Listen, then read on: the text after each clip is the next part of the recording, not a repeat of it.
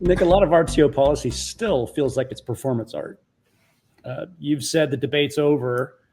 So who's still pretending it's not? And what's this really about? I mean, is the pretending about productivity or control or something else altogether? So two thoughts. I mean, I for this book, the number one piece of advice I give companies about making hybrid or remote work is good performance evaluation. So, Mark, if you're managing me, if I'm in the office, you can see what I'm doing, typing away. When you walk by, you can see what's on my screen. Is it Python or I'm watching Netflix, whatever. So if I'm working at home, you can't evaluate my inputs. You have to evaluate what I perform, my output. So over and over again, I'll talk to organizations and say, look, if you want hybrid, to be honest, just any good management, forget even, wherever you are, you should be evaluating what people do. The issue that comes up is even very thoughtful firms will say that is the right measure, but for jobs, say a software coder or a banker or, me as an academic, we don't get to see how good your performance is for maybe 6 months to a year. It's quite hard to measure it in real time. So that's the right measure, but it's not perfectly measured. And I say there's another thing, I'm going to call it the wrong measure, which is your bum in that seat, but it's very well measured. So you've got a weird trade-off between measuring the right thing badly or measuring the wrong thing well.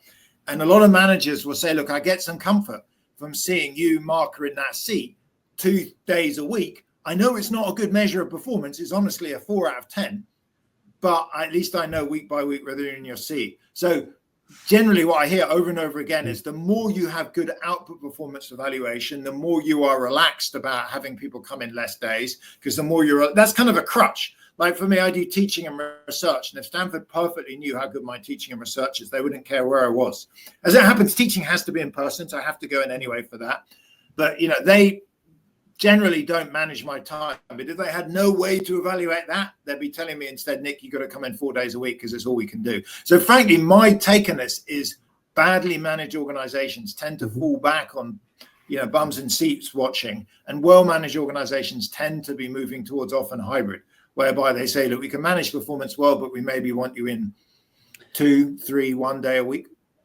Nick, I've heard, it resonates with a lot of the indictments I've heard of sort of the weakness in managerial skill, frontline teams, mid-level teams, senior management, in particular, since the pandemic. It seems like the stresses of managing distributed teams or partly hybrid teams and so forth is just an exacerbation of a weakness that was already there.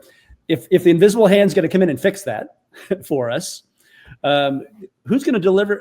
How do you envision that needed managerial skill set emerging? Where's it going to come from? Is HR going to bring that in? Is it going to be the next generation of leaders that just grow organically? What's the fix for that? If that's one of the biggest issues that's handicapping effectiveness right now. So I love you asked about the invisible hand. So as an economist, I think we're roughly in, post-pandemic free market equilibrium. So one way to think about that is when we survey people, we've surveyed by now probably 500,000 people.